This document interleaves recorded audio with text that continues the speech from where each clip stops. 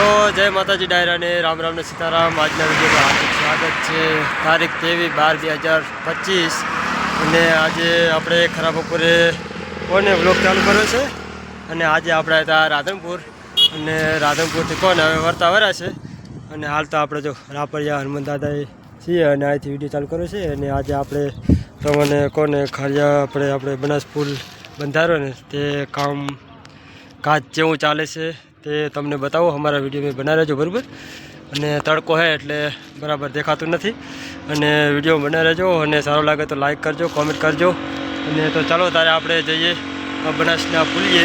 તો મિત્રો આપણે અહીંથી શરૂઆત કરીએ તો કોને અહીંયા પંપ બનાવેલ છે અને અહીંથી આડો આપણે ધાબળો નાખ્યો તો પણ કોને કહેવાય છે કે ગાડીવાળા પાડી દીધો હતો અને ડિવાઈડર મૂક્યા છે। આપણો જે આ લોખંડનો દેખાય ને જે 3 થી 4 વાર પાડી નાખ્યો છે। ચાલો આગળ જઈએ। આગળ એક બીજો નવો ધાબળો નાખ્યો છે કારણ કે મોટી ગાડીઓ લોડિંગ ચાલી ના શકે ને જેથી કરીને અને પુલિયાને થોડુંક જોખમ થયું ને એટલે લોડિંગ ગાડીઓ બંધ કરી છે। તો આપણે ચાલો આગળ જઈએ અને આગળનો નજારો દેખાડું તમને। તો આપણે વડાકા જોડે પહોંચી ગયા છે હાલ અને ત્યાં કોને ધાબળો મારેલો છે કારણ કે જે સામે કોઈ લોડિંગ કોઈ 4 વાર આવતા હોય જેથી કરીને કોઈ સાધન ના નીકળી શકે જે ઊંચાઈ પ્રમાણે એના માટે ધાબળો ખોલે છે। તો આપણે ફાઇનલ પહોંચી ગયા છે ત્યાં અને પંપ મૂક્યા છે જો અહીંયા કારણ કે સ્પીડમાં કોઈ સાધન જઈ ના શકે તેથી કરીને અને હારવે નીકળવાનું। તો આપણે સાઈડ પર નીકળી જાય ને આ ધાબળો રહ્યો ને આ ધાબળે કોને થોડોક જો ઊંચાઈ ગાડી હોય ને તે નીકળી ના શકે। તો આપણે ફાઇનલ પુલિયો પહોંચી ગયા છે બરાબર। અને જે સાઈડમાં પતરાને એવું માર્યું છે સાઈડમાં રોડ બનાવેલા છે નીકળવા માટે। તો આપણે સાઈડમાં રિક્ષા પાર્ક કરી દઈએ અને તમને રોડનો નજારો દેખાડું ને પુલિયાનો નજારો દેખાડો। તો મિત્રો આપણે ફાઇનલ પુલિયા પહોંચી ગયા છે અને કોને રિક્ષા સાઈડમાં પાર્ક કરી છે હા। તો તમને બેક કેમેરો કરી અને દેખાડું પુલિયાનો નજારો કેવું કામકાજ ચાલુ છે। તો વિડીયો બના રહેજો। તો મિત્રો આ છે બનાસનો પુલ ને સામે ડિવાઈડર મારી છે અને પલ્લી બાજુ રોડનું કામકાજ ચાલુ કર્યું છે। સાતનો બધા આવી ગયા છે આ બાજુ નીચે કામકાજ ચાલુ છે અને કાચો રસ્તો છે આ બાજુ। તો આપણે અત્યારે હાલ ઉપરથી વિડીયો બનાવી રહ્યા છે। તો પહેલી સાઈડ તમને દેખાડું કેવા સાધન કામ કરે છે। જો મિત્રો આ સાઈડ રોડ બનાવેલા છે કારણ કે પુલનું કામકાજ બહુ લાંબુ હેડવાનું છે એટલે નીચે સાધન હાલે ને તે માટે મજબૂત રસ્તો બનાવેલા છે લોડરથી દબાઈ અને જ્યાં પાણીનો માર છે ને ત્યાં આગળ કોને કહેવાય કે ગરનારા નાખેલા છે કારણ કે પુલિયાનું કામ કેટલું હાલે કંઈ નક્કી જ નહીં। 2 વર્ષ હેડે કે 12 મહિના હેડે અથવા 3 વર્ષ હેડે। તો આ ટાઈપ રસ્તો બનાવેલો આવક જાવક મોટો રસ્તો અને આ છે પુલિયો બનાસનો। અને કોને 4 વ્હીલ ને જે ફોરા સાધન છે ને તેને હાલવા દે લોડિંગ તો બંધ છે અત્યારે હાલવો। અને પહેલી બાજુ જો તમને સિમેન્ટ ને કામકાજ ને બધું તે માટે ઓલી બાજુ જગ્યા છે અને ડીપી આવી ગઈ છે લાઇટની ફૂલ સગવડ કરના છે કારણ કે લાઇટ જુએ અને પુલ મોટો બંધાવવાનો છે 4 વ્હીલ થવાનો છે। આપણે મહેસાણા રૂટમાંથી આવેલો છે રાધનપુર કચ્છ હાઈવે જોઈન્ટ થશે અને આ બધા સાધન પડા જુઓ તમે કામકાજ ચાલુ છે। સિમેન્ટ ને કોને રેતે કપસી ને લોખંડ ને બધું મૂકવા માટે અહીંયા કને બનાવ્યું છે બધું માલ સામાન રાખવા માટે।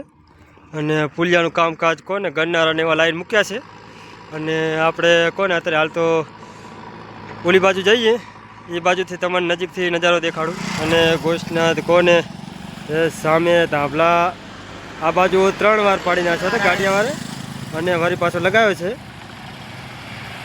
અને ચાલો આપણે આ બાજુ કામકાજ કેવું ચાલુ છે તમને દેખાડું। તો મિત્રો આ છે બનાસ પુલનો નજારો જુઓ તમે ગોષ્ઠના તરફથી ઓલી બાજુ આપણે આગળ દેખાડતા હતા તે રાધનપુર તરફથી હતો અને કામકાજ ચાલુ હોય જુઓ તમે આ ટાઈપનો રોડ બનાવેલા છે બહુ મજબૂત બનાવવો પડશે, કારણ કે નીચે બનાસ નદી બહુ મોટી છે. તો સામે ગરનારાને એવા મૂક્યા છે, જુઓ તમે ગરનારા નીચે નાખવાના છે, કારણ કે લાંબો સમય પાણી અડે, ચોમાસું આવી જાય, ચોમાસામાં કોને દાંતીવાડા ડેમનું પાણી બનાસ નદીમાં નીકળે છે. તેથી કરીને પુલનું કામકાજ બહુ લાંબા સમયથી ચાલુ રહે ને એના માટે રસ્તો બનાવેલા છે, અને પુલ બહુ મજબૂત બનાવવાનો છે.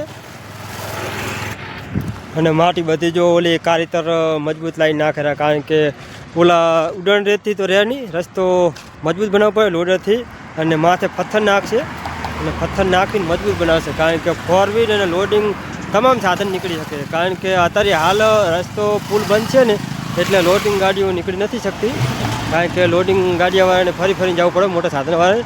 અને નિહાર માટે કોને અત્યારે હાલ બસો પણ બંધ છે, જેથી કરીને રસ્તો બનાવેલા છે. તો આપણે રિક્ષા સાઈડમાં પાર્ક કરી છે, અને મિની બસો આવી ચાલુ હોય, જો નાની બસો, કારણ કે નિશાળિયાને અડચણ ના પડે ને જેથી કરીને.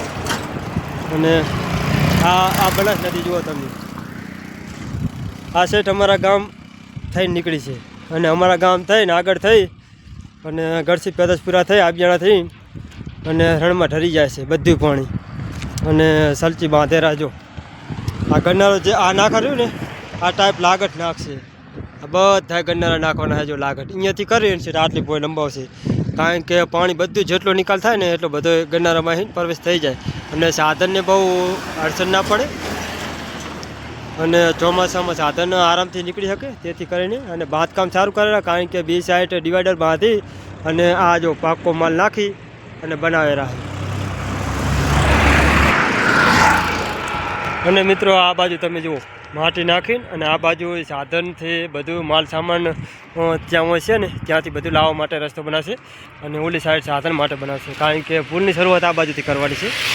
જુઓ તમે નજારો દેખાડો, પુલિયાની શરૂઆત આવીને કરવાની છે, અને ઓલી બાજુ સાધનનો નિકાલ થશે.